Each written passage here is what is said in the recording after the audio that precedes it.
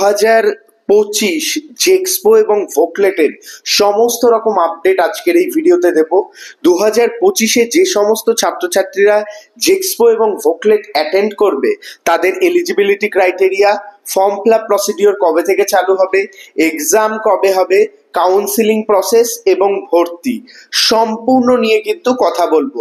তাই কাজেই 2025-এর সমস্ত জেক্সপো এবং ভোকলেট স্টুডেন্টরা খুব গুরুত্বপূর্ণভাবে মনোযোগ সহকারে এই ভিডিওটি দেখো, প্রথম থেকে শেষ পর্যন্ত দেখো, কারণ পলিটেকনিক এডুকেশনের সমস্ত রকম আপডেট আমি বিগত 6 বছর ধরে তোমাদের সামনে নিয়ে আসছি।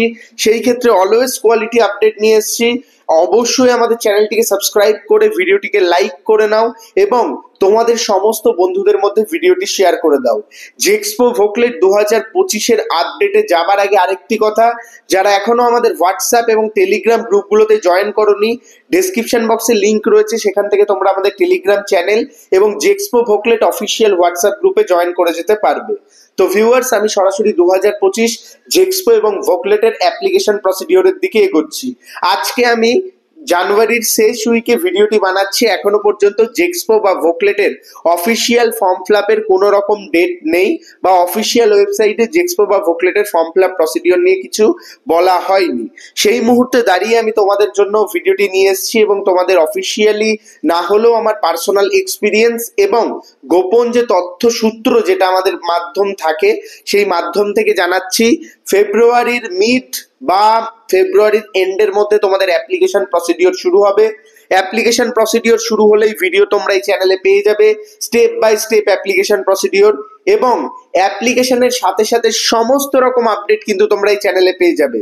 তাই আবারও বলছি, সমস্ত কিছু জানতে সাবস্ক্রাইব করে বেল নোটিফিকেশনটা ক্লিক করে দাও, যাতে আপডেট আসলেই তোমাদের কাছে নোটিফিকেশন চলে যায়, না হলে কিন্তু তোমরা অনেকটা পিছিয়ে যাবে। তো সেই ক্ষেত্রে আমি যে বিষয়গুলো নিয়ে কথা বললাম, অ্যাপ্লিকেশন প্রসেস জেক্সপো এবং ভোকলেটের। এইবার আসছি এলিজিবিলিটি ক্রাইটেরিয়ায়। জেক্সপো এবং ভোকলেট কারা দিতে পারবে? যেটা জেনারেলি থাকে, মাধ্যমিক তুমি যদি পাস করে থাকো তাহলে তুমি জেক্সপো দিতে পারবে, এবং কারেন্ট মাধ্যমিক স্টুডেন্ট যারা এই 2025-এ মাধ্যমিক দেবে তারা জেক্সপো দিতে পারবে।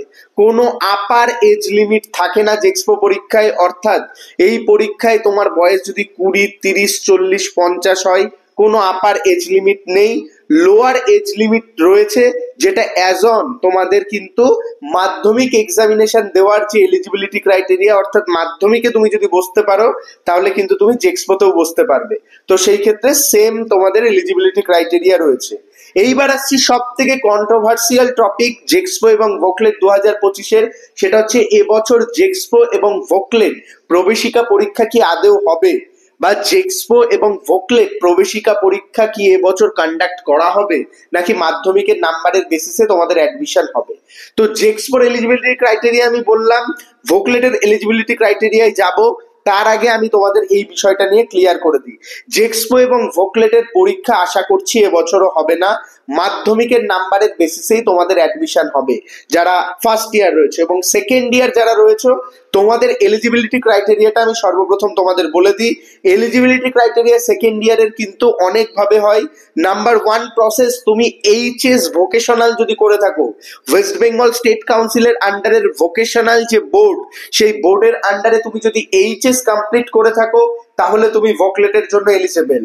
নাম্বার 2, তুমি যদি 2 ইয়ার্স আইটিআই কমপ্লিট করে থাকো এনসিভিটি বা রেকগনাইজ ইউনিভার্সিটি বোর্ড থেকে, সেই ক্ষেত্রে তুমি কিন্তু ভোকলেটের জন্য এলিজিবল। এবং নাম্বার 3, তুমি যদি সায়েন্স নিয়ে 12 পাস করো, অর্থাৎ এইচএস কমপ্লিট করো, এছাড়া সায়েন্স রিলেটেড কোনো সাবজেক্ট নিয়ে 12 পাস করো, লাইক ম্যাথামেটিক্স বা nutrition, chemistry, physics, biology, geography, এই সমস্ত সাবজেক্ট তোমাকে থাকতে হবে, সেই ক্ষেত্রে তুমি কিন্তু ভোকলেটের জন্য এলিজিবল। তো সেই ক্ষেত্রে ভোকলেটের ক্ষেত্রেও কিন্তু এক্সামিনেশন হচ্ছে না, যেরকম জেক্সপোর বললাম। সেই ক্ষেত্রে এইগুলোর নাম্বারের বেসিসে কিন্তু তোমাদের একটা জেনারেল র্যাঙ্ক আসবে, এবং তোমাদের এই প্রসিডিওর গুলো কিন্তু চলবে অলমোস্ট ফেব্রুয়ারি, মার্চ, এপ্রিল, মে নাগাদ। তারপরে জুন থেকে কিন্তু তোমাদের যে র্যাঙ্ক চলে আসবে, তারপরেই তোমাদের কাউন্সিলিং প্রসেস। তো তোমাদের এই কাউন্সিলিং প্রসেস যেটা থাকবে সেটা সব থেকে গুরুত্বপূর্ণ, কারণ এই কাউন্সিলিং প্রসেসেই কিন্তু তোমাদের গাইড করব আমি, এক্সপিরিয়েন্স এবং অভিজ্ঞ কাউন্সিলর অনির্বাণ গোস্বামী, যিনি বিগত 6 বছর ধরে ছাত্রছাত্রীদের কাউন্সিলিং করে ওয়েস্ট বেঙ্গলের টপ গভর্নমেন্ট কলেজ কিন্তু দিয়েছে। সেই ক্ষেত্রে খুব গুরুত্বপূর্ণভাবে তোমরা অবশ্যই চ্যানেলটিকে সাবস্ক্রাইব করে নাও এবং অবশ্যই তোমার বন্ধুদের মধ্যে ভিডিওটি শেয়ার করে দাও, যাতে তারাও কিন্তু আমাদের চ্যানেল থেকে সমস্ত টিপস অ্যান্ড ট্রিক্স এবং আমাদের পার্সোনাল এক্সপিরিয়েন্স সেটা কিন্তু গ্যাদার করতে পারে, যেটা তাদের জন্য কিন্তু প্রচুর হেল্পফুল হতে চলেছে। সেই ক্ষেত্রে আবারও বলছি, সমস্ত আপডেট পেতে আমাদের টেলিগ্রাম গ্রুপ এবং চ্যানেলগুলোতে জয়েন করে যাও। কাউন্সিলিং প্রসিডিওর এখনো কোনো রকম ডেট দেয়নি, জেক্সপো বুকলেটের যখন অফিসিয়াল নোটিফিকেশন বেরোবে তখন তোমাদের টাইম টেবিল দিয়ে দেবে। সেই ক্ষেত্রে আমি তোমাদের সেপারেটলি ভিডিও দিয়ে দেবো কোন টাইমে কি কি প্রসিডিওর করতে হবে। এখন তোমাদের চিন্তার কোনো কারণ নেই, এখন অনলি আমার চ্যানেলটিকে ফলো করো, এখান থেকে তোমরা সমস্ত রকম আপডেট পেয়ে যাবে। এছাড়া তোমরা যারা ওয়েস্ট বেঙ্গলের টপ প্রাইভেট কলেজগুলো, ওয়েস্ট বেঙ্গলের নাম্বার 1, নাম্বার 2, নাম্বার 3 প্রাইভেট কলেজগুলোতে অ্যাডমিশন নিতে চাইছো, পলিটেকনিকের ক্ষেত্রে কলেজ ফিসের ওপরে স্পেশাল ডিসকাউন্টে অ্যাডমিশন 2025-এ এক্সক্লুসিভ অফার বলতে গেলে স্পেশাল স্কলারশিপ দিয়ে অ্যাডমিশন ওপেন রয়েছে। সেই ক্ষেত্রে অবশ্যই স্ক্রিনে দেওয়া নাম্বারে যোগাযোগ করো। প্রো টেকনিক্যাল জিনিয়াস টিম কিন্তু তোমাকে ভর্তি হতে সাহায্য করবে তোমার পছন্দের বেস্ট এবং স্বপ্নের কলেজে, যেটা কিন্তু তোমার জন্য অনেকটা বেনিফিশিয়াল হবে।